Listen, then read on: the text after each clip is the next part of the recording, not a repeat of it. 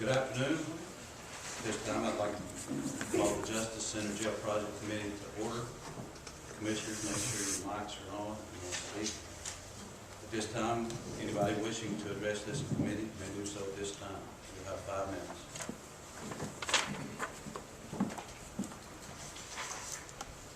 I'm in Hamblen, 8150 Westmore Drive. How much have we spent in the new jail and for what? Mr. Neesmith asked that he receive an answer and get questions about that, but he never has received it. And I talked to Mr. Horner before the meeting, and I asked him to get me how much money's been spent on the jail, but I haven't got it either.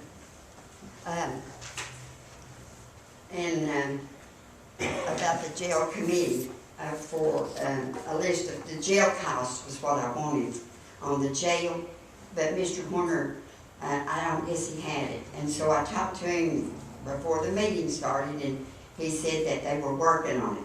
But I want to know, how long does it take you to get it when Mr. Neesmith asked 2 weeks ago for it? That seems like an awful long time. And I think the citizens of Hamblen County should know how much this jail, how much you've already spent on this jail. And Mr. Neesmith hadn't received the answer yet. And if commissioners can't or won't get information on this $75 million project, then there is no accountability. And you are just rubber stamped for Mayor Britton and his massive spending and taxing plans. Now that's the only way I can look at it. And that's the only way I can see it. And I'm sure if I see it that way, other taxpayers probably do too. Thank you. Anyone else? Yeah, just give Granny a minute to get there. Do you need my name and address, dear? Okay. I had made the same request of my county commissioner this morning, and she sent me back this afternoon that I had to contact the mayor's office to get this. And I asked for, I know I was listing what it spent. Everything from property acquisitions to architect's fee. Why is it not available? It's a matter of public information. It's our money you're spending. Amen. And I don't mean to be rude. I read the big write-up in the paper this afternoon about teachers' salaries were expecting to drop because of the shortfall in sales tax. It is a big ticket item. You need to be asking the questions.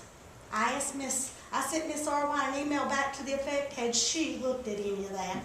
But when I left, I hadn't got an answer. But in her defense, I didn't get her email back till about 3:35, 3:45, somewhere in there. But my question to you folks is, why is it not available? Have you seen it? Have you read through it? Have you considered the shortfall in sales tax? Have you considered the burden you're going to place on the taxpayers? Please, take a step back. I know when I was here earlier in this month, when Mr. Neesmith asked us to take a moratorium and step back and look, 6 of you that voted with him, 6 of you voted against him. For the 6 of you that voted with him, thank you. I'm glad you've got some backbone. For the 6 of you that voted against him, get a backbone and grow up before election time comes. Anyone else?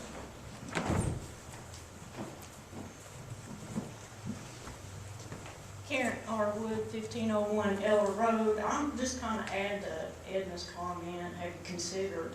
The thing is that I'm beginning to wonder is how many of you that really care. It's not so much that you consider, but do you really care? And I don't know why it seems like that there's a few of you. I have seen slamming your desk, it's a done deal. I'll tell you what, it's not a done deal until ground is broken or some part of some building is started. Until then, because I do seriously, and a lot of people that I and my husband, who's not here tonight, have talked to, are really starting to wonder what is behind some of y'all so, forgive me, but hell-bent to push this through even after our own sheriff came in and said this won't work, and he gets, oh, we'll make it work. The man's been a sheriff for what, 16 years, if not longer? I may be off on my years. But if anybody really should know what should work and what shouldn't work, I think that he would be the one above and beyond any of you. And the fact being too, that my understanding to some people that actually work inside the jail have maybe seen in the last 4 or more years themselves have only seen one commissioner even step foot in the jail. So I don't see how, if you can't even been in the jail to see how it is, I don't see how you can sit up here and say, we'll make it work, when our own sheriff is saying, it's not gonna work. There's something going on, and there are a lot of people, and yeah, I'm born and raised and lived here almost 56 years of my life. 56 years next month. My family's been here for generations, so you know what? I know a lot of people. And there's a lot of people, the more and more talk starts going around, that somebody that's pushing it, there's something in it for you, financial. And there's a group of us getting together, coming together, and we're gonna dig, and we're not letting go of this at all until we find out why. Why are you pushing this so hard, regardless of what anybody tells you? So just keep that in mind. There's some of us, we're out here, we're digging for information, and we're gonna find it. And you need to start listening to other people and start not considering, care just a little bit about this ridiculous amount of money that's fixing to be spent, and then on top of that, the sheriff tell you it's not gonna work. So that even opened up somebody's a little bit in your mind to start thinking. Really think about it. Thank you. Anyone else wishing to? My name's Eddie Cox. I live on 1804 Boatman Ridge Mountain. Well, I've been here a long time. I know y'all went to the jail, looked at the jails, your property, you brought all this property up here. What are we gonna do with all this property when you go somewhere else to build a jail and everything? And I think she's got the camera all the time, every time they brought the survey, the people drilled the ground, how much it's gonna cost, how much the engineer's gonna cost, everything. You didn't got all that wrote down in your file there and everything. I know she's got it on the camera because she's been here every meeting and filming stuff. All you have to do is look back on the camera, and all your people been looking at it and everything. And I've been here 72 years now, and I pay city and county taxes. And I'm ready for the jail to be there because you done got all the property. This don't make sense. You go somewhere else on the other end of town and build a jail, you're gonna have to do the same thing again.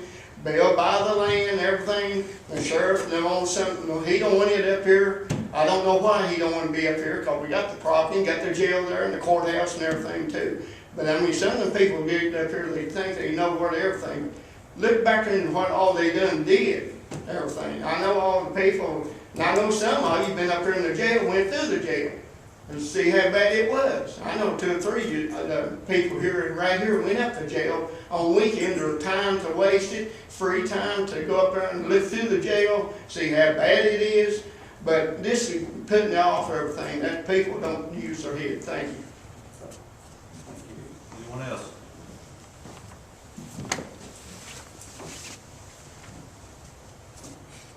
Linda Noe, 2343 Joe Stevens Road. Obviously, there's some confusion, and I noticed it last time when Mr. Cox, is that right? Yes, ma'am. When he spoke. I'm not for moving it from over there. I'm for building over there. And we have bought a lot of property over there. And that makes it even more feasible to do pods over there, or the wagon wheel. Perhaps 1 or 2 wagon wheels. So let's be sure we know what we're talking about. And what I have on my camera, that I don't know that it matches what the mayor has. He has the official books. I have a camera. But what I would like to do is echo what Ms. Arwood said, as well as Ms. Green. Where is the accounting for everything that has been spent so far on that Justice Center jail project? How long does it take for a commissioner to get that information? Much less the public. But it is our money, and you are the stewards of our money, and you need to let us know what's been spent, how much for the architects, how much for property, how much for geo, how much for demolition, how much for real estate agents and others.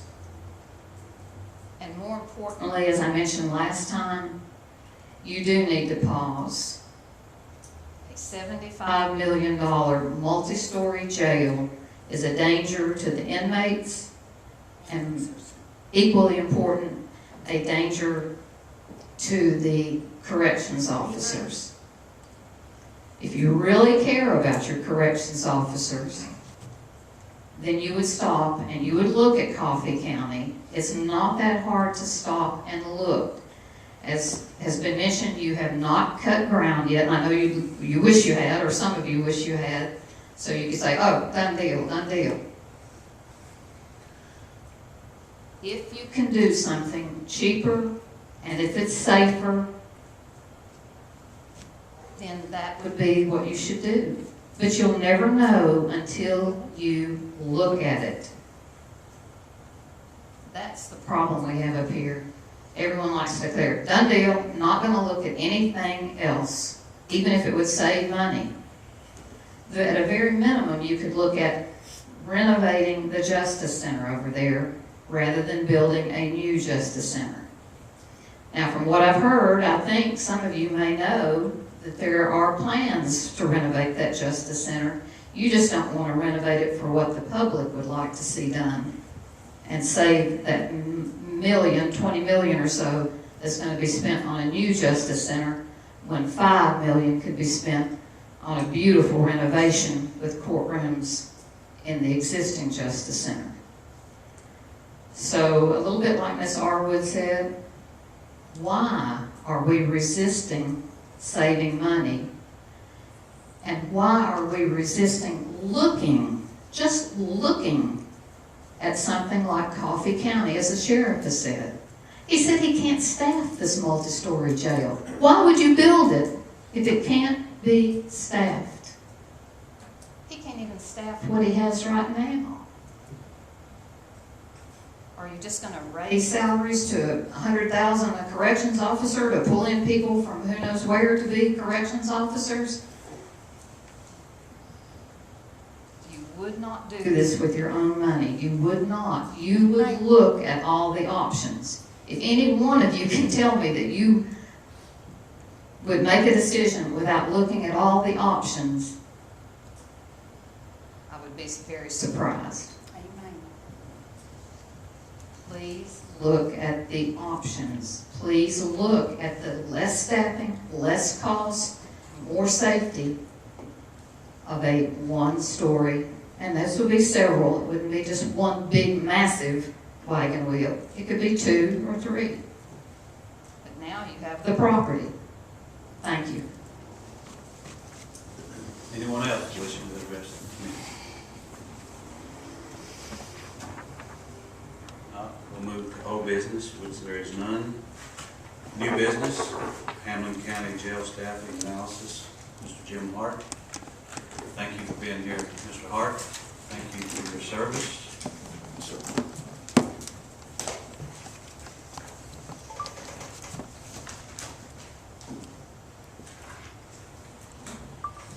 Good evening, everybody.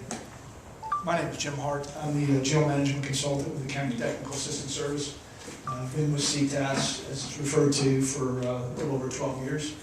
Prior to that, I was a jail administrator at Hamilton County, and then prior to that, I spent 22 years in Marine Corps Corrections. I was asked to conduct a staffing analysis of the new jail design, and working with the sheriff's team, I did so. And I just wanted to recognize quickly Captain Teresa Laws, Lieutenant Coffey, Lieutenant Hambrick, and Josh Marcy. They were instrumental in grabbing the data and working together and developing staffing plans and developing various operational scenarios and just how we're going to operate the facility as it's currently designed. But it was a tremendous help in putting this together. So what I'm going to try to do is walk you through this staffing study, and I will refer to pages in the study and give you an opportunity to find those as we move through. But a couple things. Jail operations are unique, and I know that I've attended quite a few meetings here over the last several years and worked with some of you here and previous commissioners on this jail project. We know that jails operate around the clock. They don't stop. They're a 24/7 operation, and as such, it requires staffing to provide support those operations around the clock. And you'll see in the staffing plan that the numbers do not stay identical at 2 a.m. in the morning versus what they might look like at 11 o'clock in the morning when operational tempo is different. Jails are staff intensive. We've got to provide for adequate security, custody control, safety of inmates, safety of our staff, safety of volunteers, safety of the community.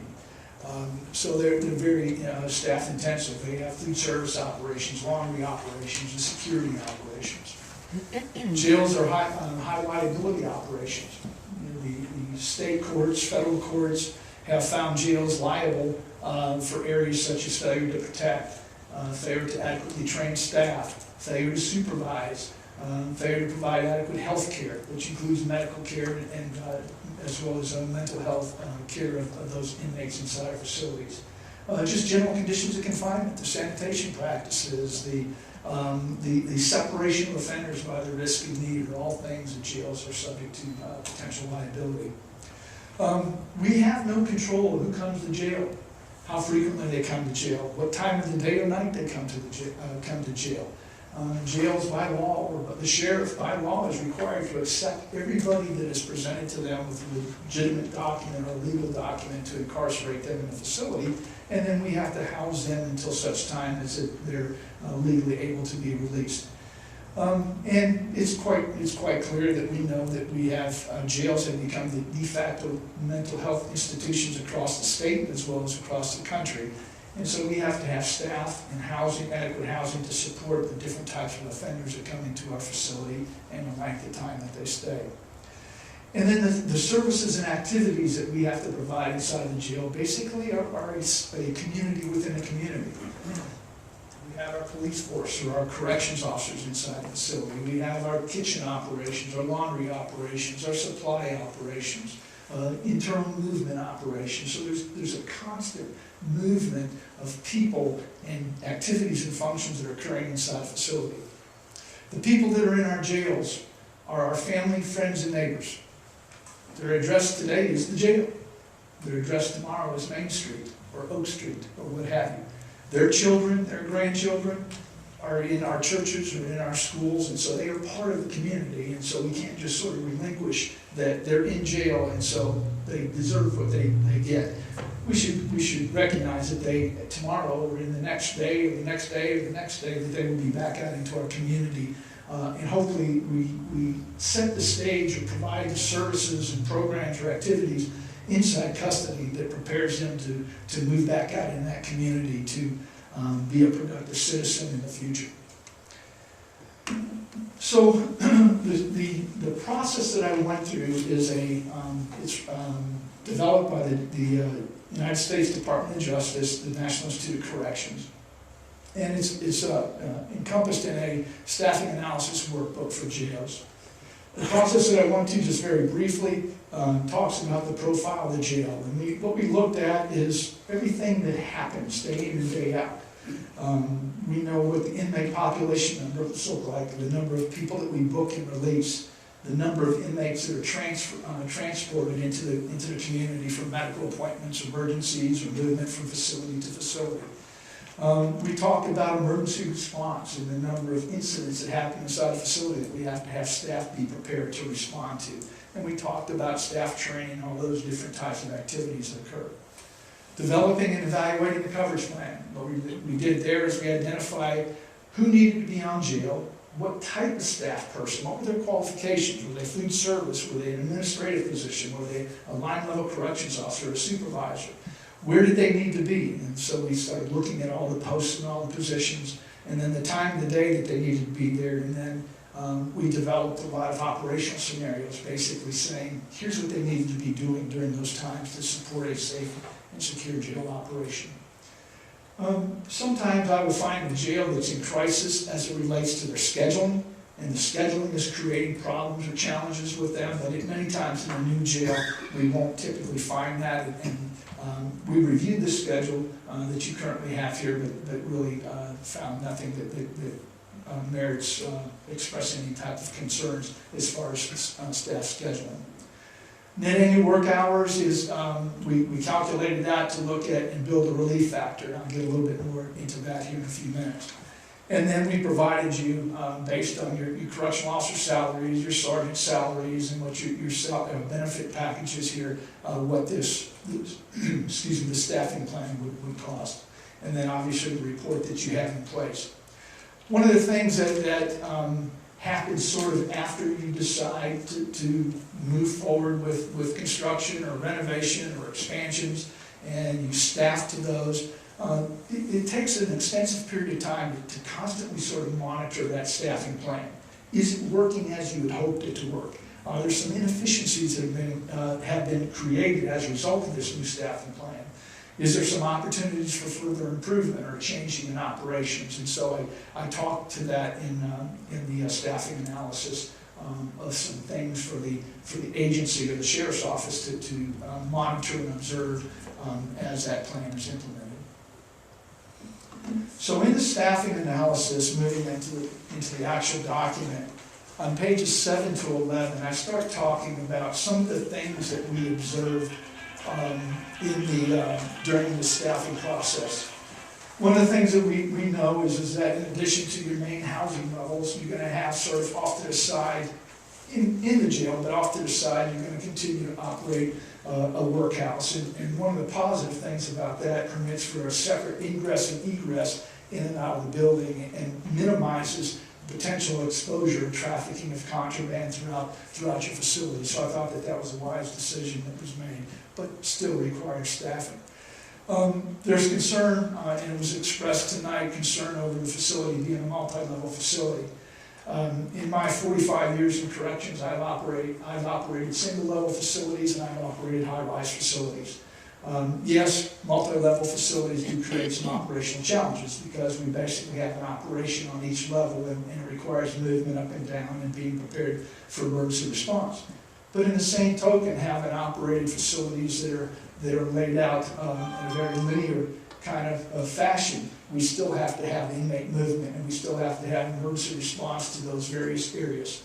And so there's some trade-offs as far as some of the staffing configuration goes. But just to give you a quick sort of thought to think of here, you've got a pretty good design with the actual housing operations, and each floor is almost going to be identical as it relates to housing. And so we're going to staff those in the plan that I'll get to. We'll staff those sort of in an identical fashion. But if we were to take those out and separate those 3 levels into 3 different distinct pods with control center and pie configuration, they would still be staffed the same. So those staffing numbers would be the same. However, I think where there might be some efficiency in savings would be possibly the movement back and forth to some degree, or say, some of the escorting positions. But there's some pros and cons to each one in having operated both types of facilities. One of the things that was stressed, and I noticed that the Chief Mises are having tonight, sir, that was stressed by the Chief and by the Sheriff to me is their concern over hiring enough staff to do today's work. And how will that look when we have an expansion or a recommended expansion of staffing needs for the future? And it's not just a concern here, it's a concern in counties that I interact with across the state and in some instances across the country. My experience has been when a new jail is brought online, that our staffing numbers typically get better. Does it answer all the questions of getting everyone in? No. That's a function of leadership, a function of good management, a function of training, a function of recruitment, retention, all those things that we need to be, as managers or leaders, that have to be actively engaged in to ensure that we're getting the right kind of quality staff in place. It's a challenge, and it's not just specific to Hamblen County, it goes across a board or across the state, if you will. One of the things, and this was a focus that Captain Laws was concerned about in the current property operations, and those of you that have toured the existing facility know that they sort of store inmate property wherever they can. And the ability to properly account for these possessions of people that are incarcerated is extremely difficult. And so she stressed with us during this process that we make certain that when we look at the staffing, as we consider having good quality control and good inventory practices and good staffing of inmate property operations. Your current jail, I believe, is rated at about 255 inmates. And with this new jail, each floor is going to run about 200 inmates or 194 inmates. So you're going to have basically what you currently have on 3 different levels within such facility. And as such, it's going to require, it's going to be a staff-intensive operation to ensure that the safety and welfare, good order and discipline, custody control of the inmate population is looked out for in this facility. The one thing that I do like about it is that each floor is pretty much identical, with the exception of some of the support things. But each floor is identical, which will permit the movement of staff into different areas, and they'll be familiar with the layout and design of those operations in there. There's going to be a high volume of movement of inmates throughout the facility. We have a high volume of movement today. It's sort of the nature of the beast with jails. We have people going and coming from court, going and coming from booking, going and coming from medical, going and coming from external appointments that are occurring. So there will be a high volume of movement. The only difference now is that it's going to be sort of up and down through elevator usage, movement to those various areas. One of the things that I have a little bit of a concern about is there's a minimal relief factor. Or what I'll refer to as mid-annual work hours, I'll get into here in a few minutes.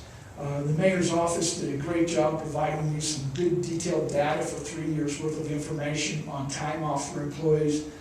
But there was a missing component of time off that staff were away from the job participating in training, whether that be a basic training, in-service training, or some other type of specialty training. That's important that we capture that information so we can account for when people aren't available to work, because we still have to operate that post or that position, and we were not able to get that training data. So you'll see in this study here in a few minutes where there's a potential impact there. The other thing is that when we talk about 12-hour shifts that your jail operates on now, and the desire of the sheriff and the chief are to continue in that 12-hour shift configuration, is that when we have to replace positions or gap positions or replace people that are not present to work, training or sick, or we don't have an adequate relief factor, it requires us to cover those with overtime or compensatory time. When you're on a 12-hour shift, it becomes extremely difficult for someone who's just completed 12 hours, who's probably already been, that 12 hours is in reality 14 hours because they were up an hour before or getting prepared an hour before or 2 hours before. And so they're at actually day 13 or day 14, and now we're asking them to work over. And obviously we can't have them stay another 12-hour shift, so we only get little pieces of time from those employees. Furthermore, when you're working 12-hour shifts on a regular basis and then you're called and asked to work another 12-hour shift on maybe your only rest day or one of 2 rest days, it becomes a struggle. And the leadership team at the sheriff's office says that it's sort of a constant struggle to keep coverage with overtime positions. So moving into the next phase of this is covers on page 11 through 14, and actually Appendix A of the study gives you a variety of data that basically just sort of supports what's going on today in your jail, and would be expected to increase to some degree. What we know is the ADP is the average daily inmate population. As your population increases, so does the workload. requires us to prepare more meals, do more laundry, count, or more security checks and safety checks of the inmate population. We don't know when bookings are going to occur or when the court is going to order people to be released. So we give data on times of day and days of week to reflect when your bookings and releases occur. Critical incidents, we drilled down and identified what type of critical incidents that have occurred in the existing facility and how frequently. A suicide attempt, an inmate fight, an assault on staff, a use of force incident. And each one of those incidents that occur requires some type of staff response. Maybe it's just a one-on-one right off the bat, or maybe it's multiple staff that have to respond depending on the situation. But the bottom line is we have to have people be prepared, trained and prepared to respond in those different situations. Talked about training requirements already. There's the Tennessee Corrections Institute and the detention facility manager, Robert Kane, is here. But they have, in the standards, there's mandates for basic training and in-service training, and then we've collaborated on various types of leadership training and jail liability or legal issues training that staff are participating in, and I've talked about that in the study. We know that there's a high rate of employee turnover. Nobody grows up to be a jail officer or work in corrections. I want to be a police officer, I want to be a fireman, I want to be a service member. And nobody grows up saying that they want to be a corrections officer, and it can be a very unforgiving environment when you get inside there. I will tell you that I have been in jails all over the world, in prisons all over the world. And there are some prisons and some jails that are less desirable than others. Whether it's the design, the age, there's this sense of safety or security that becomes unnerving to people. And sometimes that has the ability to drive up, or I guess I would say quicken somebody's decision on whether they're going to stay in this line of work or not while working in conditions that may not be as good as they would like to see. But you have a high rate of employee turnover. Sometimes in some agencies, a corrections officer is the entry level into the sheriff's office. And then from there, I do an hour or a year or two, and I know that the opportunity to become a patrol officer or maybe go into court security or serving warrants is an opportunity for me. So it sort of becomes an entry position and moving on. But this agency is similar to other jails that I've experienced across the state. And then we talk about what the current coverage looks like, or the current staffing plan looks like with your existing facility, even though trying to compare the existing jail with the new jail, because it is a new facility, is sort of comparing apples and oranges, if you will. So moving to page 15 through 17, one of the things that we look at in the study is the daily activities. And I had a question asked of me about this before this presentation. What you see, and I apologize, I didn't realize it would turn out so dark there, but what you see is an extract of the daily activities and the operation of your current facility, but some of the functions will roll over to the new facility, and we'll talk more about it during the transition plan. But on the left-hand column, you see different activities, different functions that occur in the jail that are scheduled. Moving over, you see a timeline of when the sort of a start and end. And then you'll see a wait, and I'll get back to that in a second, and then you see the days of the week where these different activities occur. The wait column is a rating that we've assigned working with the jail team between a level 1 and a level 3. A wait of a level 1 is something that is very minimal staff effort, something that may be very minimal risk to safety or security in the facility. A level 3 might be something that is very high risk or high security, or takes a lot of people to make that function happen. So that was a subjective evaluation that was made by the jail staff and working with them. So while you're looking at that, if you would turn to page 49 in the staffing analysis, I want to point something out to you.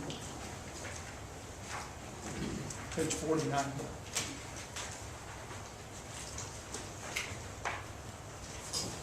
So on page 49, what I've done is listed what I refer to as intermittent activities.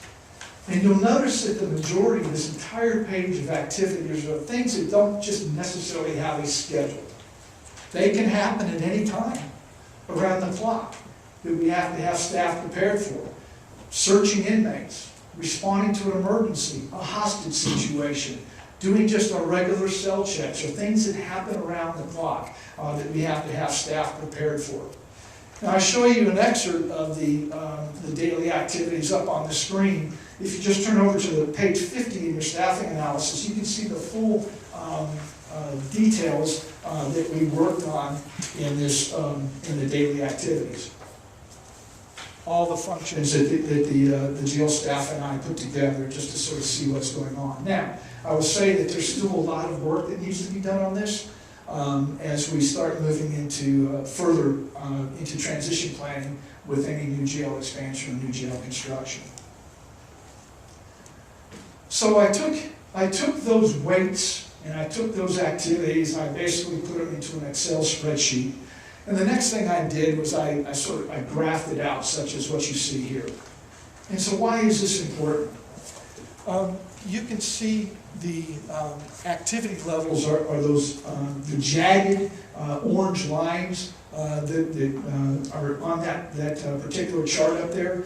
Those are the weights and the times of the day and everything that we determined was happening inside the jail. Now, ideally, our staffing configuration would align with those. So, taking a look at onto the left side up there on Mondays, you could see that there's quite a bit of activities that happen sort of during the central part of the day where there's not necessarily staff to cover all those things that happen. So what we start finding is we start chasing our tails, if you will, to try to keep up with the workload and the activities that are occurring. The red line that you see is what the proposed staffing plan is for this facility. And it starts getting a little bit closer to covering a majority of the activities. The blue line, or the bottom line across the bottom there, is what your current staffing numbers look like. So if we were to try to staff or operate with your current numbers, you can see that we would have quite a bit of challenges and problems. And talking to the jail staff now, it's a constant crisis management kind of operation. So one of the things that we try to do in a staffing analysis, and what we'll do more work on when we get into transition planning is that if we have staff or activity levels that are up here, but we only have staff levels that are here, one or two things has to happen. We have to increase the staff levels, but we have to decrease or spread out the workload that sort of coincides with the number of staff that we have available to perform the various functions. So one of the things that we'll do, we'll continue to work on this, and one of my recommendations is to have the staff continue to work on the daily activities to try to balance out that workload. And as we start moving more into transition planning for the new jail, how we're going to operate, how we're going to schedule, that will start aligning better with the proposed staffing plan or the approved staffing plan as we move forward. So the daily activities enables, or reviewing it and looking at the daily activities enables us to take care of the daily activities versus us responding to when things happen out there. Sort of working in a smarter manner, taking control of what we have. Part of the study is to look at what I refer to as the net annual work hours, or the relief factor. And I'll use the example of we have an employee that is supposed to work 40 hours a week, and they're supposed to work 52.14 weeks in a year, comes out to 2,086 hours. But what we know is that people take time off. They get sick, they take vacation, they go on family medical leave. We have military persons that take time off for military. So we have to sort of start taking that time away from when they're actually available to work or be present to work. Now, we can staff to support those relief factors or net annual work hours, or some counties will say, well, no, we're not going to do that. We're just going to pay overtime. Well, I've already talked to the issue and challenges that the Sheriff's Office currently faces with trying to get people available to work overtime. So this data represents the average for sergeants, corporals, corrections officers on 12-hour shifts, corrections officers on 8-hour shifts, and your food service employees. The data that supports all that, you can find it in Appendix D, which starts on page 72. But the mayor's office was helpful in getting us 3 years' worth of data for every employee that worked in the jail, whether they worked one day or whether they were there during an entire 3-year period, to get the time off data. I mentioned this a little bit ago, right? I am a little concerned is that there's no data to support training time away from the job. And I know that there's training time away, particularly when you have an agency that has a high volume of turnover, means that there's more new employees coming in, meaning TCI is present more often, providing some basic training, meaning they're not available to work. But we weren't able to capture that information. So I am a little concerned in that, but I'll talk more to that as we take a look at this. But the net annual work hour information you can see, I referred to in the study on pages 35 to 38. But taking a look at this very quickly, the average corrections officer that is assigned to a 12-hour shift based on 3 years worth of data is not present to work for 116.06 hours. Now, that's not a whole lot when we talk about one person. But when we talk about 10 people, or 20 people, or 30 corrections officers, or 50 corrections officers, that amount of time away from the job can become very significant. And where we think about, well, we could just cover some of it with overtime. Yeah, maybe with a couple COs we can cover that with overtime or compensatory time. But when that number starts getting, when we have an average of 70 officers that are working around the clock at some point in time, that number can be very significant and challenging. Thus, we capture this data to plug into the coverage plan to ensure that there's some form of relief factor to ensure that the coverage plan that we propose is adequately staffed. So here's the coverage plan. And the coverage plan basically tells us when we're going to have people on duty, the type of people we're going to have working, where we're going to have them located, and then in the study I give information as it relates to what their specific job functions will be, and we gave various scenarios on how we're going to operate the facility. So if you return to page 65 in your study,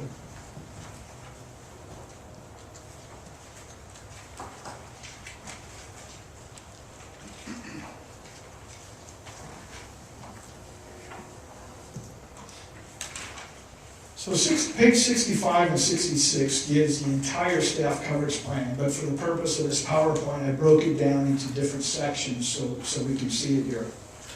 So the first section that I'm going to refer to is what I labeled as the administration section. And down the left-hand column, you can see what those positions are that we sort of categorize as falling in administration as it relates to the jail, ranging from the jail administrator, couple lieutenant positions, administrative sergeant, PREA and compliance corrections officer, an investigator / security threat group, gang investigator, as well as an inmate classification position, sort of a multi-hat kind of configuration. Most of those positions currently exist, either as a standalone position within your current operation, or it is a sort of a multitask person that is taking on several different roles, several different functions, which as the size of this facility increases, I just don't believe it will be possible for them to continue to operate in that particular manner. There is a programs lieutenant that is new that we are suggesting or that we've recommended.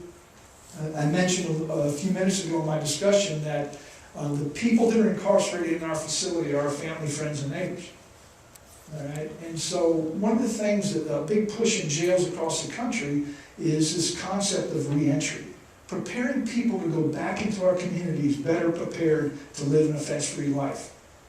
We have people in jail that have substance abuse issues, that have mental health issues, that have co-occurring disorders, that are homeless, that are veterans suffering from post-traumatic stress. All types of things are going on inside the facility. But many jails don't have anything to assist them to help go through or to overcome some of the issues and challenges that they're suffering from or they're faced with.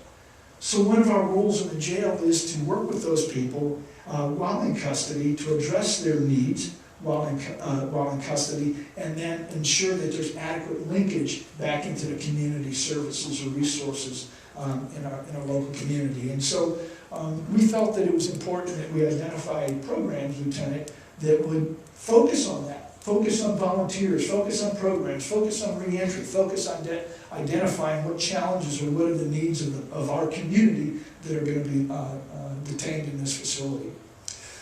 We did split out the PREA compliance and the investigator / SDG classification person, and felt that those needed to be two separate functions as we move into a larger facility. You'll notice that the bottom line, or the second bottom line, where it says investigator SDG classification, is a corrections officer position, and our proposal is to staff it with 8 hours on days and 8 hours on evenings, 5 days a week. This will enable someone to review, interview newly intaked inmates into your facility, to sort of sort them, to screen them, to look at what kind of immediate needs and issues that they may have, and then properly house them or connect them to whatever needs may occur as they initially book into the facility. Now let me tell you how this chart is read, so you sort of have an understanding of the method of my madness, if you will. And I'll start with the jail administrator. So the jail administrator is the captain, Captain Teresa Laws. I move across and you'll see the number 8. That is, she is scheduled to work 8 hours a day on the day shift. I move over to the next 2 columns over that has the number 5. That's her. She's scheduled to work 5 days a week. So I simply multiply that 8 times 5, and it comes up to a 40-hour work week. Now, if you divide 365 days in a year by 7, you come out to 52.14 weeks. So I multiply the 52.14 weeks times that 40 hours, and it comes out to 2,086 hours of coverage for that jail administrator position. The next column over, I said, is relief needed for this post. Now, if Captain Laws is on vacation, or she's has a medical appointment, or she is attending a training, we don't bring in a new jail administrator. She's off, okay? Someone else will pick up any kind of essential functions or duties that may come up. So there's no relief required for that post. So the net annual work hours that I talked about a little while ago don't play in here, and I will show you an example of when they do here in a few minutes. So basically that one position equated to 1.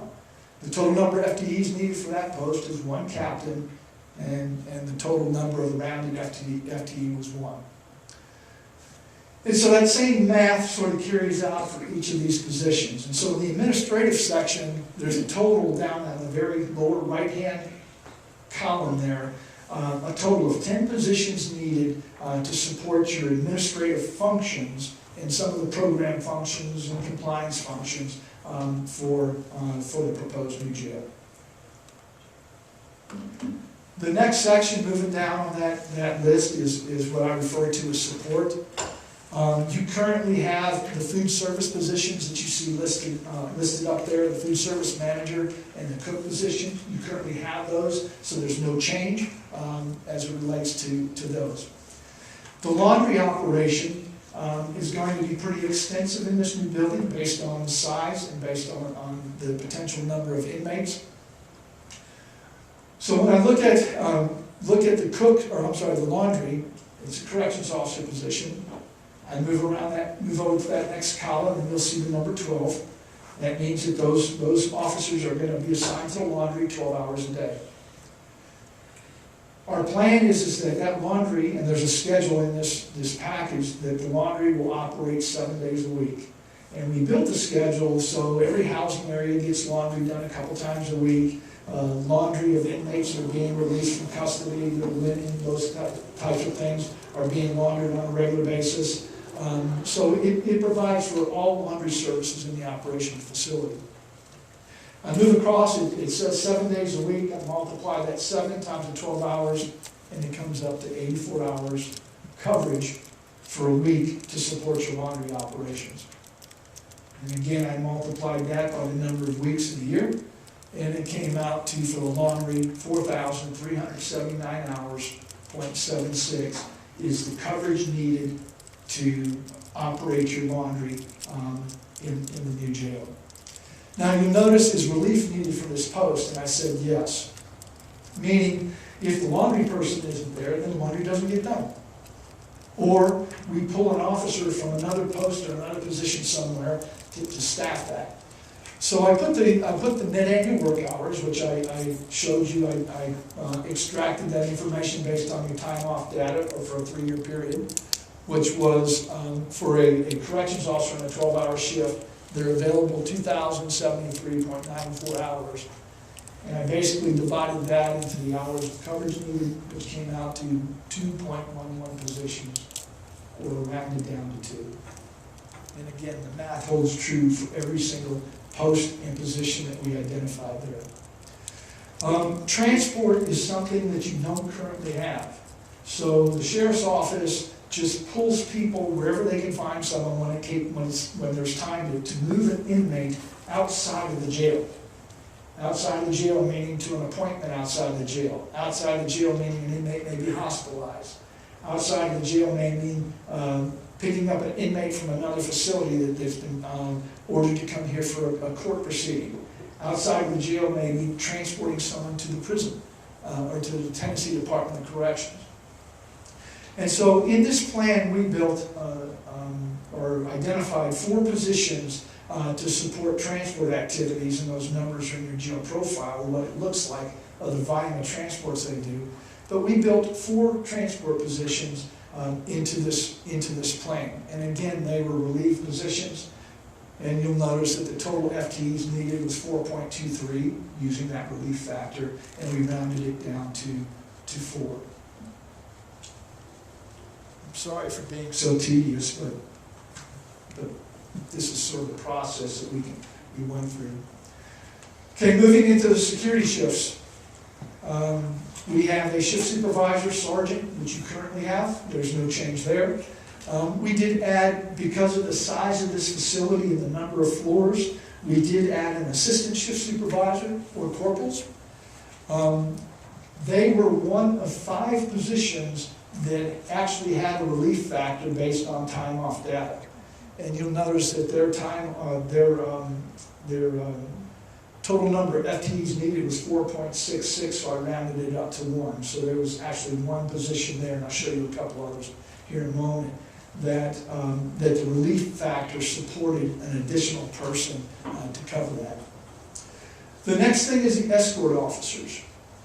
And the escort officers, if you think about the design of this facility, we have different floors. And on each floor, we're going to have a group of officers who are going to operate that floor. They're going to provide for security, custody control, ensuring the daily activities are being provided for on that floor. They're going to do the various safety checks and security inspections. They're going to do the hourly cell checks or more frequent cell checks based on the type of inmates that may be in a certain housing unit. They're going to be the frontline emergency response on each of their floors. One of the questions that was asked of me today was, well, Jim, do we need escort officers, or can't those rovers, we just pull them just to run someone else on a different floor or somewhere else in the jail? And I said, yeah, you can do that. But the problem becomes is that when we remove one of those rovers, and one quickly becomes 2 rovers, and that leaves who to perform emergency response? That leaves who to perform some of those security checks and inspections? And then the discussion went on is, well, it may only be a couple minutes. Well, my experience in the jail that moving an inmate from point A to point B is never just a couple minutes, because things happen. We interact with people, or we're just going to drop them off at the clinic to a medical officer. But that medical officer is assisting the nurse in an emergency that just occurred, and I can't leave that inmate. So that 5 minutes quickly becomes 30 minutes or 45 minutes. And now we've left that floor struggling with only 1 officer or 2 officers left to provide support for some 200 inmates that are up there. So in this plan, we identified escort officers that are basically the movement officers. They'll be moving inmates from floor to floor, to booking, from booking, to programs, to courts, so on and so forth. But they are the movers, if you will, in providing safety and security and good sound custody and control of inmates when they're leaving their floors. You'll notice there that the relief factor added one additional position there. So there's 2 of the 5 additional positions that the relief factor supports. Moving on to the floors now in the shift the security shift, and this is level 0. The first couple positions up there you see are the booking positions. We have a booking supervisor that is responsible for that sound operation and quality control of your booking and reviewing the paperwork and ensuring that legitimate releases are being made, so on and so forth.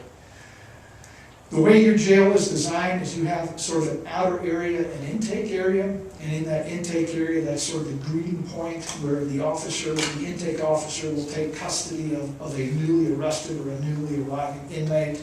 Some initial search processes, some initial screening is done, interaction with bonding companies are done out in that area, interaction with a magistrate is done in that area, so it just lends to having an officer assigned to that area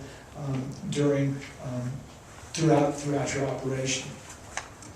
Booking, we're recommending the actual booking officers, the officers that are doing the actual data entry, that are doing fingerprinting, mugshotting, changing out of property, inmate clothing, that there would be 2 on days and 2 on nights to support all those functions. And then I mentioned earlier the concern that the Sheriff's Office expressed to me regarding the problems that they currently have with property. You're going to have a very large property room in this facility, and so we felt that it would be appropriate to staff the property operations with an officer around the clock to ensure good accountability and inventory of everything that's in there. Excuse me. Medical security. Initially, we had medical security staffed with 2 officers on 8-hour shifts. Basically, your medical operations currently go during your first and second shift. So we felt that we would have officer staff during that time to provide security of the medical area and filtering inmates in and out to the healthcare providers inside the facility. There was a modification to the design that incorporated 2 negative air pressure cells in that clinic area. So inmates that may require to be placed in those cells now will be in that clinic area. So that we changed our staffing configuration to having an officer assigned to that area 24/7, especially when there is someone that may be assigned to that cell, so they can supervise and monitor this person who obviously has some serious healthcare issues or concerns. Next position is court holding operation. And this is in the jail side, and it's basically the elevator and the holding area. So inmates going to or coming from court will be captured by this officer, and then they will have contact escort officers to come pick them up and take them to and from their housing areas or booking to the court holding area. And that position is a Monday through Friday, 8-hour-a-day job. The workhouse, the positions that we've identified for workhouse security and the can wagon, there's no changes there from what you currently have. It's identical to your current staffing configuration. The next level is level 1. Level 1, you have a visitation area, and this is the main court floor. The visitation area, we've decided that based on your current visitation hours, that we would staff at 10 hours a day, 4 days a week, with 1 officer. And they would be there to monitor and supervise that video visitation area, check visitors in, and so on and so forth. The next area on level 1 is your master control, and that is sort of the nerve center of the entire building. Would be staffed with 1 officer 24/7. Now, the actual housing operations are going to be identical here and on levels 2 and level 3. What we identified, and is it possible to put the level 2 up there, please?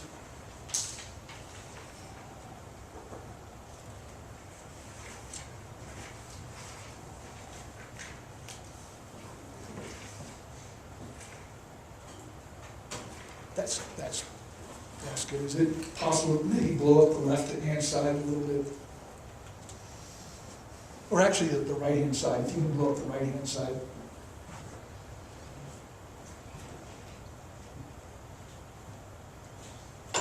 Perfect.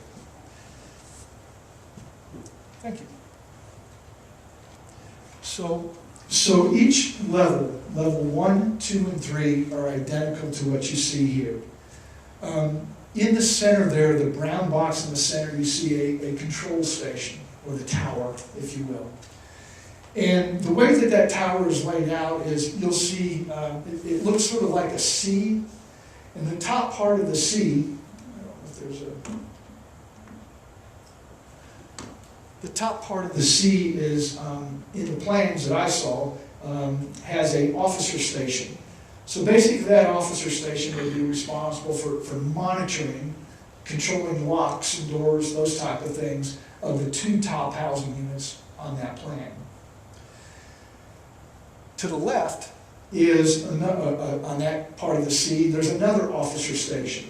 And in my mind, the way that the architect has laid it out is that officer would control the locking mechanisms and control or interact with inmates that are on their call buttons, controlling doors, schedules, those type of things, of the 2 smaller high-risk or segregation units there to the left. And then finally, the bottom part of the C is another control station that would provide monitoring, if you will, of the 2 lower housing units. In our plan, discussing with the jail leadership team, we concluded that having 3 people assigned to each of those floors in those towers was not reasonable. And so what we felt is that we would staff those with 2 people on days and 1 person at night. The 2 people on days would be scheduled during the high volume work time, when inmates are out and when activities and functions are going, and to operate those floors, if you will. So our thought was that 1 person would be assigned to the top of that C, handling the 2 top units in one of the segregation areas, and then the second person would be on the lower part, handling the 2 bottom housing units and that lower segregation unit, or high profile, or maximum security unit in this plan. And then at night, when inmates are locked down and there's no movement, then we felt that we could collapse that to a single officer station. Now that takes care of, can you move to the left side, please?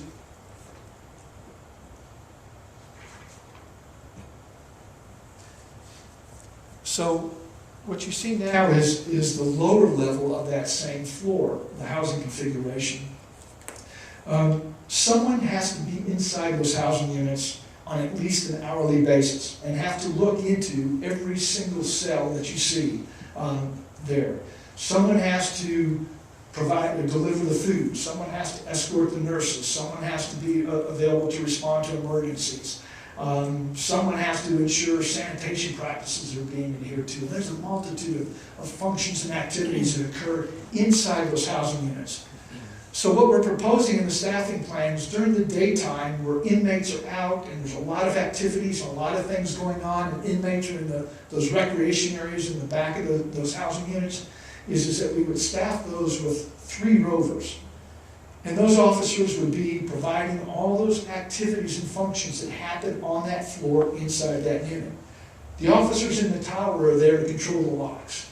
They're there to sort of look in when they can, but they're also responding to phone calls and radio communications and a variety of things. So their primary role becomes sort of that control panel that they're dealing with, not necessarily seeing what's going on in the housing unit. Plus, all they're doing is they're just sort of augmenting the supervision or the observation of inmates. They're not actively supervising or engaging with the inmate population. Now, we felt that when at night, when the activities are starting to reduce and inmates are locked into their cells, that we could collapse those 3 positions down to 2 positions at night. Now, you might say, well, why don't we just have 1? They're all locked down. Well, again, going back to a jail never rests. There's around-the-clock operations. We've got new bookings. We've got people that may have to get released. We have medical emergencies.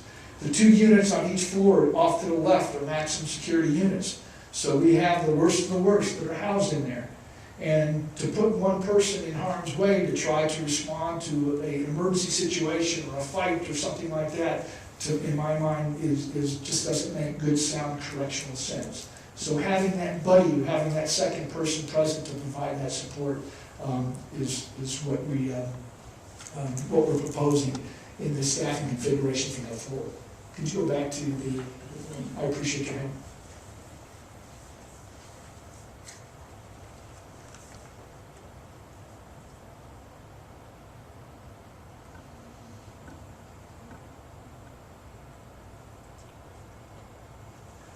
So that takes care of level 1. Level 2 and 3 are identical staffing configurations. 3 tower officers during the daytime, two tower officers on days, 1 on nights, and then 3 tower officers, or 3 rovers on days and 2 at night. And so each of those floors, those housing operation floors, are identical. Keep in mind that each one of those floors, each one of those levels, it has the potential to house 194 inmates that those officers will be responsible for. Now, I mentioned that there were 3 other positions that the relief factor permitted for some additional positions, and those are your rovers, your level rovers. You'll notice that the calculation came up to 10.56 for each of the rover positions, and I rounded them up to 11. So you have the escorts, you have the corporal, and then the 3 tower, or the 3 rover, floor rovers gives you an extra 5 positions that provide for sort of that relief factor into this staff coverage plan. So here's what it looks like, the summary, and I gave you the numbers for administration, for the support, and the security, and then the total numbers. The bottom line of the number that you're looking for is at 128 positions. And that 128 positions encompasses all of these different posts and positions that I probably went through more detail than you care for me to. But the information's there. It's important that I did so. That 128 positions covers administrative roles, covers exterior transports that occur. It covers food service, laundry operations, housing operations. If you flip over to page 67 in the study, the actual report, excuse me, you'll see a list of post orders, and these are things that the jail leadership team and I went through to try to give you an explanation of what every position that we've identified in this study, what they're going to be doing. Now, there'll probably be some additions and some deletions as far as some of the duties as we get into transition planning for the new jail. But this is a pretty good start to sort of identify or show you all what their roles are, that they're not just sitting there. There's a lot of different functions that they're involved with. The other thing that we did, and if you flip over to page 70 and 71, is we took several different scenarios and we used this staff coverage plan and the building design that you just saw and created some scenarios on how we're going to operate this jail based on the staffing plan that we've proposed here. And again, there's a lot more work that needs to be done to this as we get into transition planning for the new jail that we'll work with your team on. But this gives you a good start, a good sort of feel for the staff that we have, or the staff that we're proposing is able to accomplish a myriad of functions and activities that are going on or have the potential to go on inside the jail. So here's sort of an overall picture of what the increase looks like. You can see what the current staffing levels look like and what the proposed numbers look like. You can see that you currently have a staffing configuration with the existing jail of 56 positions. This new staffing configuration, which encompasses everything for this jail, is 128, an increase of 72 positions. This is assuming that the jail is completely full. Good point, sir.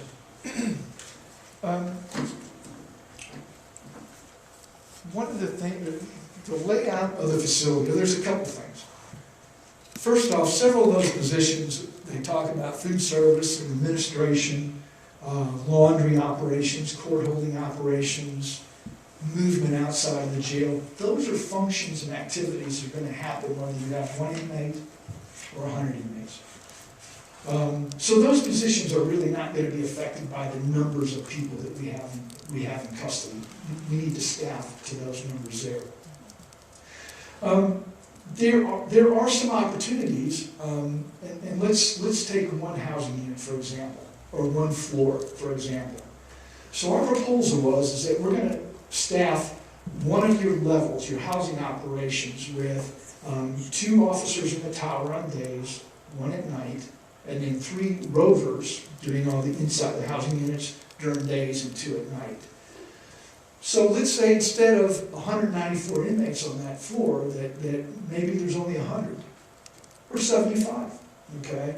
So could we reduce the staffing based on those numbers? And my answer would be, well, yeah, I would probably eliminate 1 control officer and possibly 1 of those rovers and still feel fairly confident that we could perform the functions based on those reduced numbers.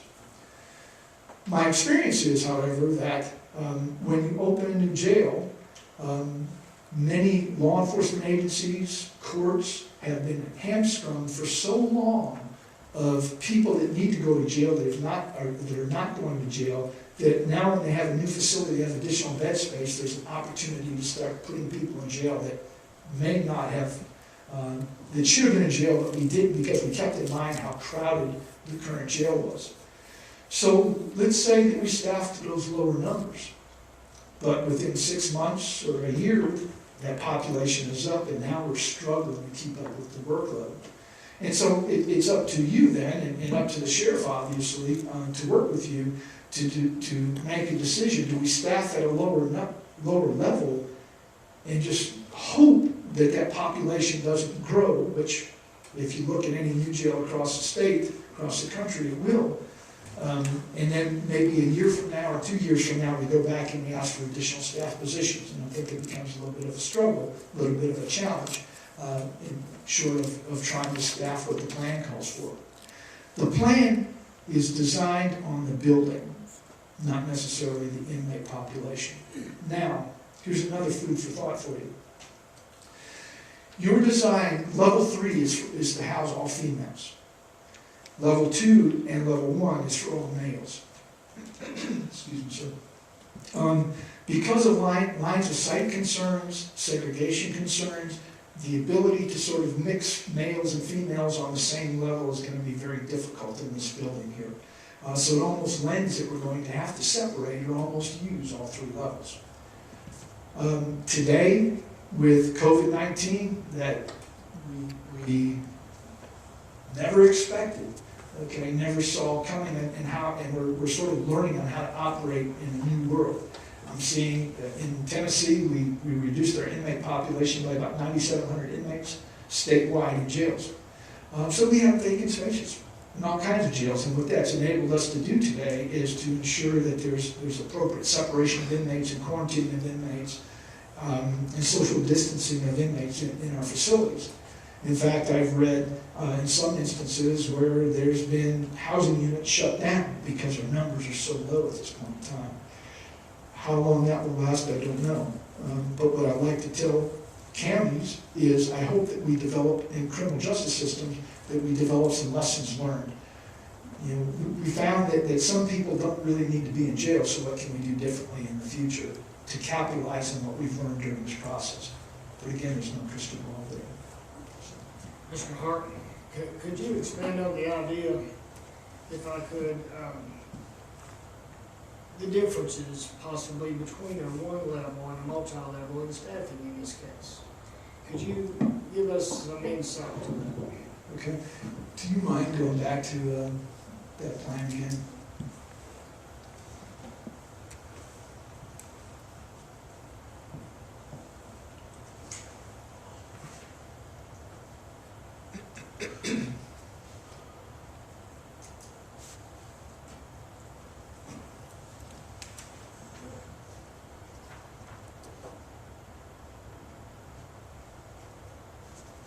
So basically, each floor, each level, with the exception of the bottom level where you have your booking operations and food service operation going on, but each level basically has a housing configuration that looks like this. And I've already mentioned that our proposal is that we would staff that tower with 2 people on days, 1 on nights, and that we would staff 3 rovers on days and 2 rovers at night to support the operations, to support that floor. The only difference between a high-rise and a single-level facility with this design, and this is a pretty good design, is that they're just located side by side versus stacked on top of each other. So the staffing numbers for that don't change. They're going to be identical, whether you have a high-rise or a single level. But what does change somewhat is if we had that level sort of stacked and connected to hallways, or laid out side by side and connected to hallways, and we had a good design of that control center, of those towers that had good lines of sight to those hallways. Now, it may enable us to move maybe some minimum custody, low, medium custody inmates from point A to point B unescorted, because we have a good line of sight of them moving down hallways from point A to point B. So we don't have to commit escort positions to support that movement. So there might be an opportunity to capitalize on reducing some of the escort movement, if you will. Now, those inmates that are in a medium to high custody classification, or maximum security, or those that have some serious health and mental health needs, you're still going to need those escort positions to support that operation. I guess the other concern with a high-rise compared to a low level, and again, I've worked both of them, is the emergency response. To try to access or to get emergency response when we're relying on an elevator. Now, if you have a good policy and procedure in place, the elevators automatically drop to a certain floor so responders can get to it, and we build that in the jail operation plan. But it takes a little bit of a time for an officer to get from 1 level or 2 levels up to whatever level that incident occurs in, versus being able to run a straight shot down a hallway on a single level building. But again, policies and procedures and training and good practices will compensate for that. So your point though is a single level. We would basically have the same staffing minus a few escorts. Is what you? I mean, that's what you see. I would say I feel comfortable in saying that you probably could save a little bit on some escort positions, but all those other support positions and functions are still going to occur, irregardless if it's stacked or a single level there. And as I said, this staffing configuration is what it is, whether it's a multiple level or single. So your staffing numbers would vary very small now, if at all. Okay, and as far as danger, your point was just taking that you may have a response time as far as a multi-level to a single level, but all jails can be dangerous at times, regardless of. Yes, sir, and I don't know how large the square mileage is of your county, but a patrol deputy in an isolated area of your county that has an emergency has to wait for that same kind of backup, however long that may take. So it's just a matter of seconds versus minutes, but good policies and procedures. Like my last facility, the Hamblen County Jail, is an 8-story building. So when the code was called, we had our initial response, we had a follow-up response, the control center operators that knew what to do with the elevators to gain us access to those areas. So you plan for that and you drill that, and that's part of the operation when we start getting in the transition plan to prepare for those things. Thank you. We would probably have support from the steady officers in case of emergency, so. Yes, sir. I've got and some of you who know more about this than I do, our courts don't meet every day, do they? They meet every day? Judge Collins meets every half day on Friday. But Dover don't meet every day, does he? No. But There's that's somebody there when a he's not. shared courtroom. Okay, There'll be 2 of the 3 courtrooms will be used every day. okay, all right, thank you. Mr. You Hart, answered that question. I know that we heard much of the same thing about the design of it, a 1 level to multi-level from Mosley Architect. We heard basically about something you said. Okay. But what I want to know is, Have you seen, when you build a new facility, a safer facility, a better one, is it somewhat easier to get more employees? So I mentioned a few minutes ago that you don't grow up to work in this environment. And it requires you, it requires a special person to work with people that have some issues, okay? And if you have a physical plant, you have a crowded jail that doesn't merit to good, safe, and sound, secure operations, then it creates challenges of staff retention. It forces almost to some degree staff retention because people are unnerved. They just can't adjust to that environment. So when you go to a new facility that has the ability to classify and separate inmates by risk and need, and when I sort of get on my soapbox here for a second, let's say that those 2 units off to the left there, the 2 smaller units are high-risk maximum security units, which they are in your jail on each floor. I know that when I go in there that I'm going to have a backup with me, and I know that we are going to be able to address whatever needs to be addressed to ensure good, safe, and sound operations in there. But I know in these other housing units, I've got very minimum security inmates, and there's not a lot of threat or risk to my safety. I feel more confident in my ability to do it in a safe and secure manner. So yes, with a new facility, there's an opportunity to increase staff retention. But part of that comes training, part of that comes good sound leadership practices, management practices, good scenarios, good equipment, good lines of sight that we can see. I know that somebody's in the tower watching me, so if I do have a problem, they're immediately calling for backup for me for support. So yes, a newer facility does enhance retention.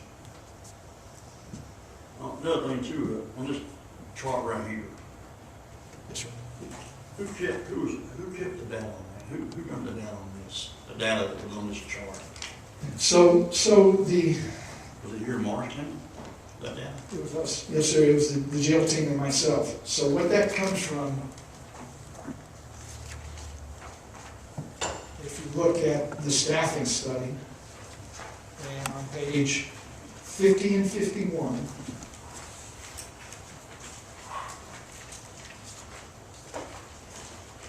is the daily activities that we developed. And with those daily activities are the weights. And then if you flip over to page 52,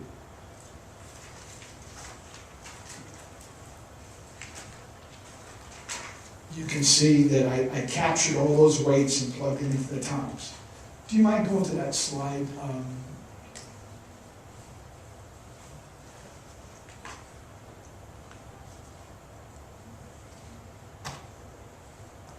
It's probably going to be around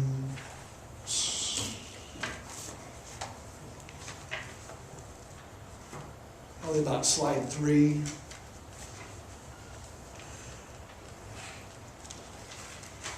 Right there, oh, right there.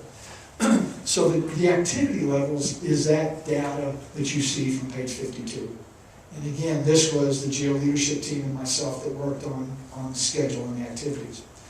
Now, the current staff level, that blue line on the bottom, is how you are currently staffed today in this jail. And then the red line is what we proposed. Everything I've been going through the last several slides is how we are imposing the staff in jail operation. I know we discussed which one, the announcement you had in 2011, the one that I have here in 11, this is much smaller than the other. Yes, sir. That's why I wondered that. Yes, sir.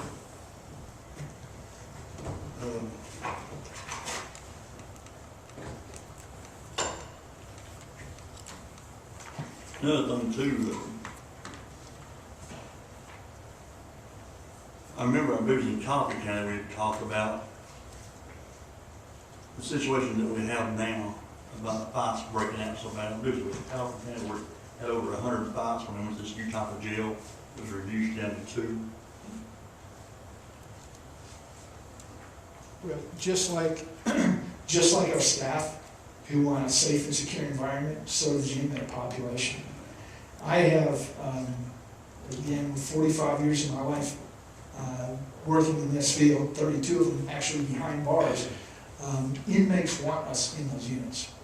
They really do. They want us there. Now, they'll put the show on that they don't want you there, But in reality, you represent that star or that uniform represents safety to them.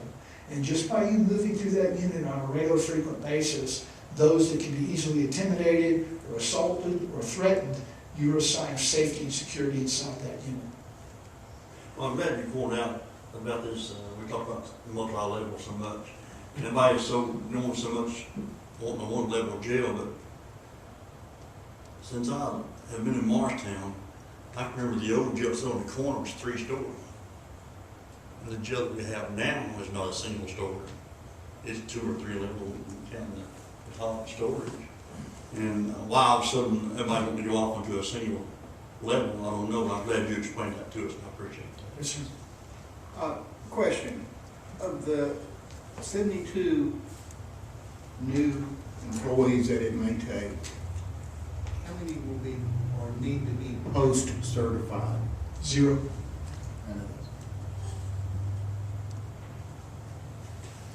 I might add to what Jim has said. There are some commissioners here on this body who've been involved in this process for quite some time.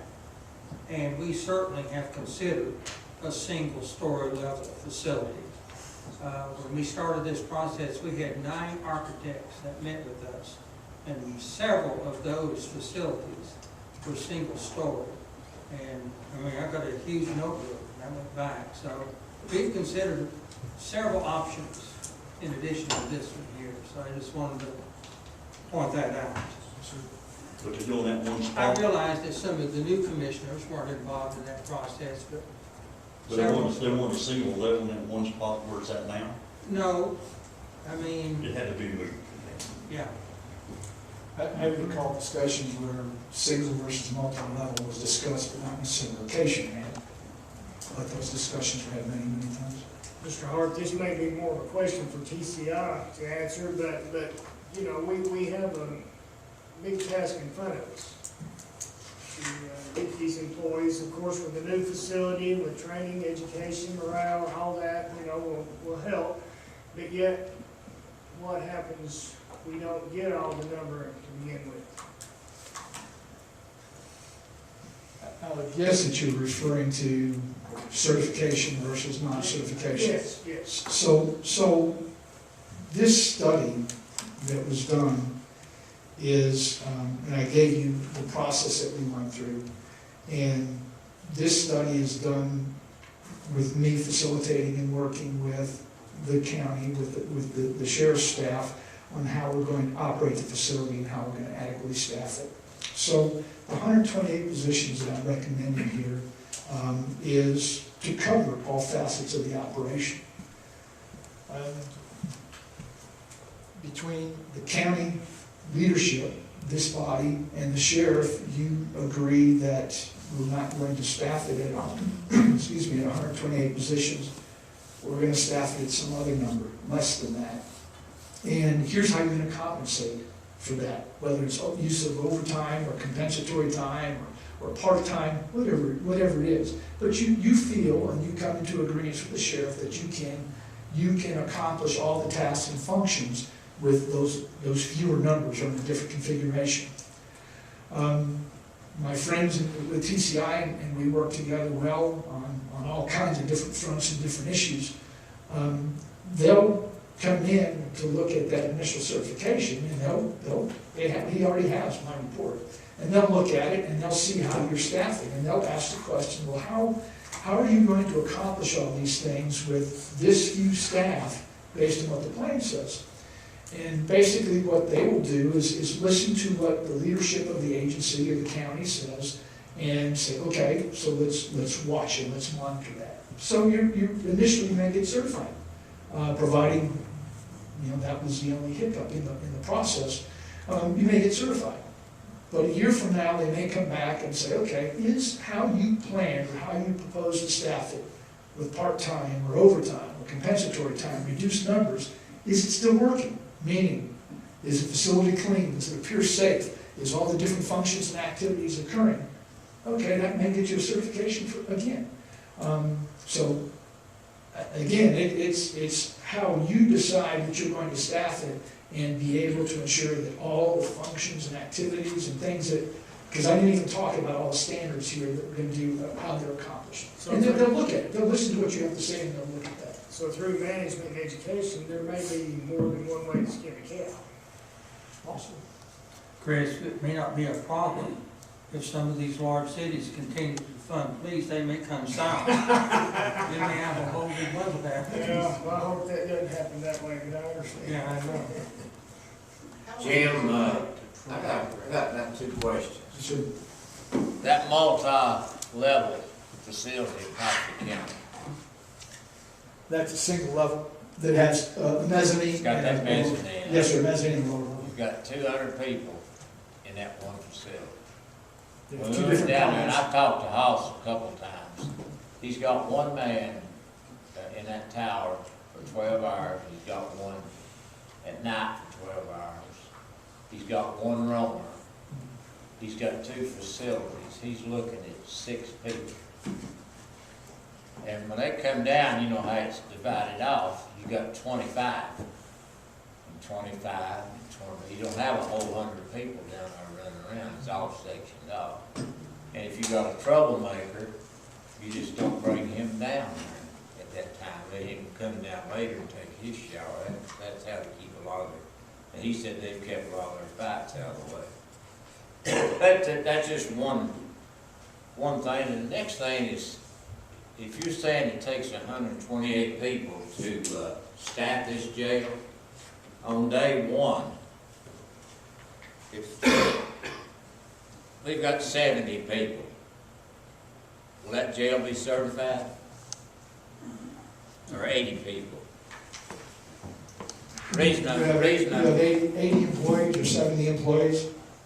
Yeah, I'm saying that because Jefferson County built a jail, and it sat there empty for a year because they didn't have the money to staff it.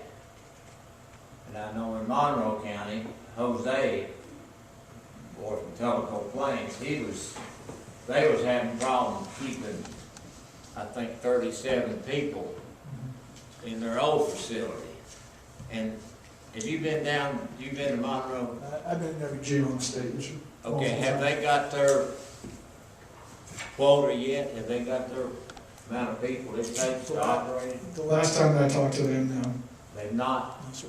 they're not certified, or? I can't tell you if they're certified or not. I have to refer to you. They are certified under a plan of action. And I think he pointed that out to us just a few moments ago. It all depends on the plan that we come up with. Yes, sir. They have not been inspected yet this year. Okay, so they're not certified yet. They are certified under a plan of action from last year, but they have not been inspected this year. That's for cleanliness and, That's the entire operation. We have 187 standards, 422 areas of compliance. In Jim's study from page 20 to 35, he breaks it down in the standards that relate to officers as it relates to their positions in the full study. There is no officer-inmate ratio that says you have this many inmates and you have to have this many officers. It's based on line of sight, it's based on posts that are determined by the sheriff and jail administrator. What they determine are posts based on how many hours a day those posts have to be operated and manned. A post means somebody has to be in that position, whether they're full-time, whether they're working overtime, but somebody's got to be in that position. When I come and do an inspection, it is the entire process of that facility, the physical plant, and all those areas that relate to that 422 areas of compliance. Our standards are minimum. They're not the best practice. They're not the gold standard. They're the bottom line, which means all of them are mandatory. They all carry pretty much the same weight. And they, so if you don't have enough staff to perform all of those functions, and something drops off and it's not being accomplished, that's going to be a deficiency upon inspection. Then you have 60 days to correct that. We'll come back and inspect on what that deficiency might be. So it's based on, do you have enough staff to perform all the functions that have to be performed that, you know, creates a level of security that is required for the officers and inmates for the community. So you don't end up having liability issues down the road that are going to arise out of the fact that you're not performing all those functions that Jim touched base on very briefly during his presentation.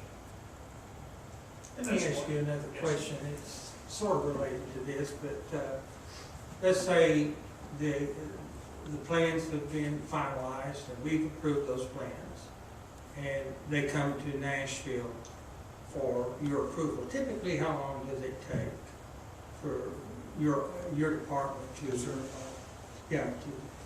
To say that the plans appear to meet our standards, that's not a real long process. Because basically we review those plans. We don't tell a facility or a county what to build. We don't tell you how to build it. We basically review the plans throughout the entire process, hopefully cradle to grave, so to speak, so that there aren't any surprises once you do break ground. So we look at them, Jim looks at them to see, do they meet our standards? Are they doing things the way most other facilities do those type of things, methods that are proven in the correctional field? And once we look at those, say, yes, they appear to meet our standards. And yes, you know, you've looked at all the things that you should look at based on this design, and we'll write a letter saying that they appear to meet all of our standards. And then, you move forward with that. It's not just our approval, it's also the fire marshal and everybody else that has to look at those and approve those things based on building codes and things of that nature. But it's not a real long process. Okay, thank you. Training for correction officers, how long does that normally take? That's a great question.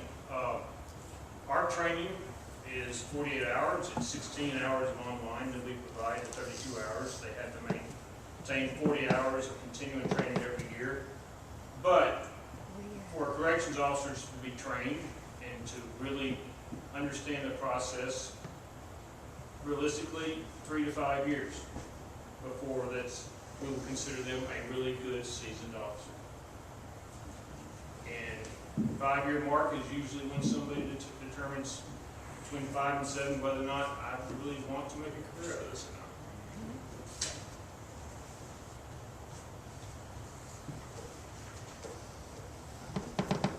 Any other questions? I'll tell you one thing, I know that our sheriff, Westbrook Jarnick, has been trying to hire some people. And I know that he had 10 people that he thought was gonna come and take a test and do it. I think 3 showed up, and of the 3, I think there's only 1 person of the 10 that even qualified to put in there. And I have a concern about getting 128 people too. And it gets me on it. If we could pay somebody $20 an hour, that might help. But unfortunately, our taxpayers don't think we afford that. So we're kind of caught in the middle of that thing. I kind of say we're trying to get a new jail. We need it. To go see what we've got now, it's awful. But, you know, and I think everybody understands that we need a new jail. There's no question about that.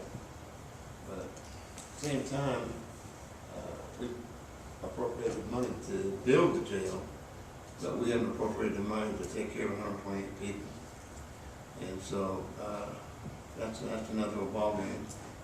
And it's just quite a concern for me too, if that can even happen with that, and how it's going to put together. We've incorporated the money for part of it, just like 72 positions. But not for 128. Anyone else?